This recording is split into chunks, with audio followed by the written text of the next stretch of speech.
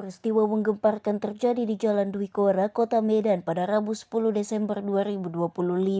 Seorang anak berinisial AL berusia 13 tahun diduga menghabisi nyawa ibu kandungnya F berusia 42 tahun. Kejadian itu membuat warga sekitar heboh. Kepala Lingkungan 5 Kelurahan Tanjung Gerejo Tono mengungkap mendapat laporan dari warga sekitar pukul 5 waktu Indonesia Barat. Warga melaporkan dari rumah korban terdengar suara keributan. Saat ia tiba, Tono melihat sebuah ambulans dari Rumah Sakit Columbia Asia sudah berada di depan rumah. Rupanya suami korbanlah yang memanggil. Setelah dicek petugas medis, istrinya ternyata sudah tidak bernyawa, kata Tono di lokasi.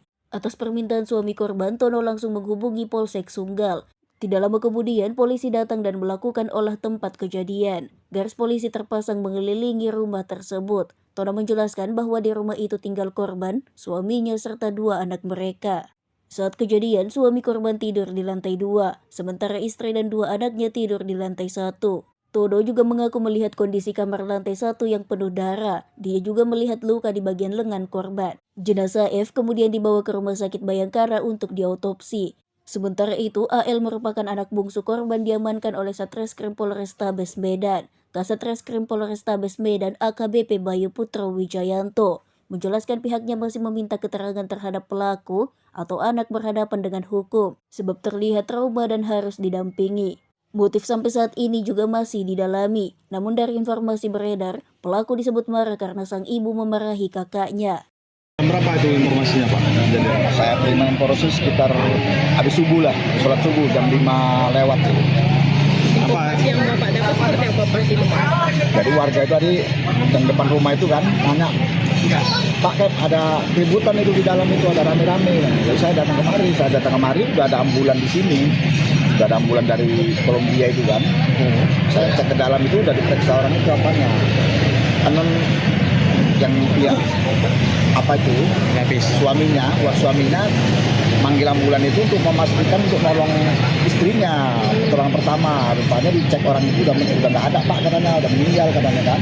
Udah dari pihak rakitnya itu suruh saya, Pak, teleponkan polsek, Pak, katanya. Saya telepon polsek lah kan, dan itu apa itu olah TKP kan. Lama kemudian datang dari polsek itu udah olah TKP lah.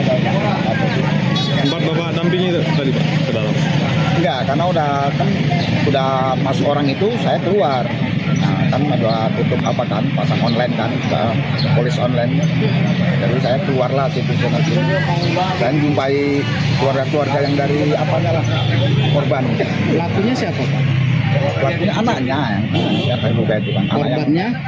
Korbannya ibunya, ibu kandungnya yang paling kecil. Berapa tusukan, Pak? Tadi kan udah dikirim dari itu kan.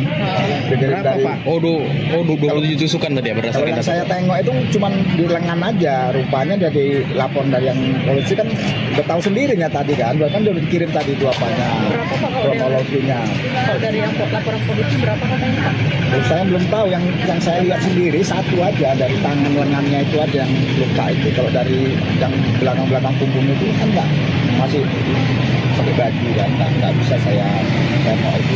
Sempat bertikai, Pak? Sama Pelaku dan korban ini? Ada informasi ya? nggak ada. Cuman sekitar katanya tadi saya tanya ayahnya, dibilang kenapa? Cuman karena kakaknya itu dimarahi sama korban itu, jadi adiknya itu tak kesinggung apa, makanya diapain.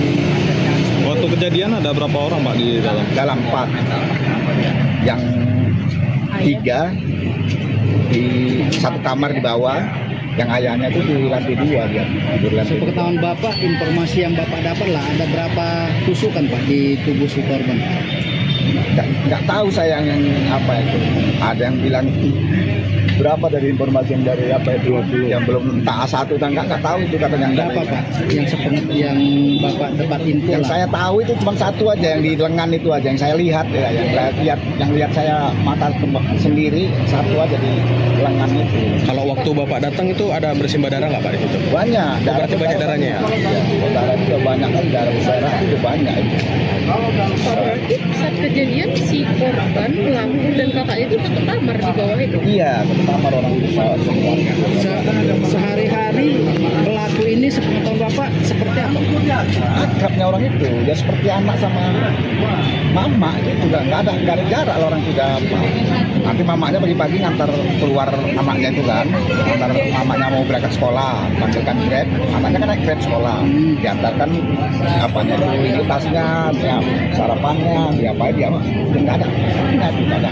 Perempuan Pak, perempuan. Perempuan, anaknya dua-dua perempuan. SMP Pak? SMP. Nah, kalau soal informasi yang Bapak bilang tadi, si kakaknya yang sempat dimarahi korban itu, Bapak dapat informasi Dari dari bapaknya. Kenapa Pak? Semar kayaknya begitu, dia bilang bapaknya gitu. Bapaknya pun kita nggak bisa ngobrol banyak, bapaknya nangis terus. Dari pagi terus nangis aja bapaknya. Jadi kita nggak bisa nangis banyak. Selain juga jadi penyebabnya itu ya Pak ya? Iya, Berarti motifnya karena dimarahin si kakaknya. Kakaknya itu aja. Itu dari apanya itu, dari bapaknya tadi tuh. Informasinya itu aja. Berarti udah lama ibunya dimarahi kakaknya tuh gimana sebelumnya Pak? Semalam aja. Nah, semalam itu paginya lah kejadiannya. Dimarahi gara-gara apa tuh Pak? Nggak tahu lah itu.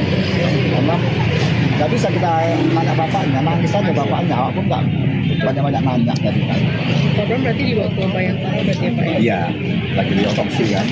Kalau anaknya itu Anaknya lagi polsek sama dibawa bapaknya. ke polseknya? Nah, bapaknya dampingi lah ya. Namanya.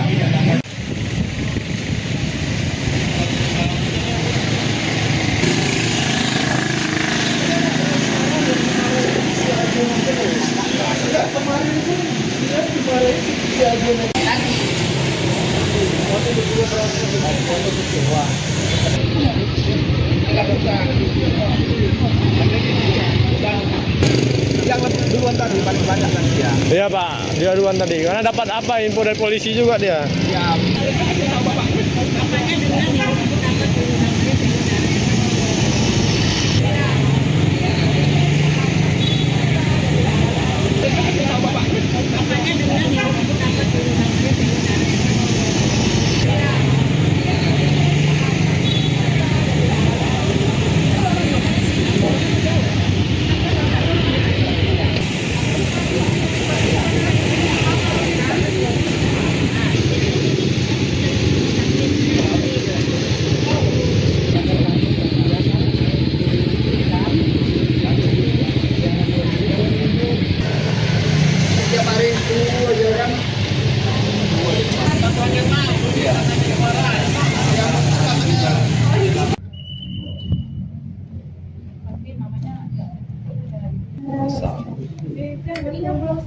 Download Tribun X sekarang, menghadirkan lokal menjadi Indonesia.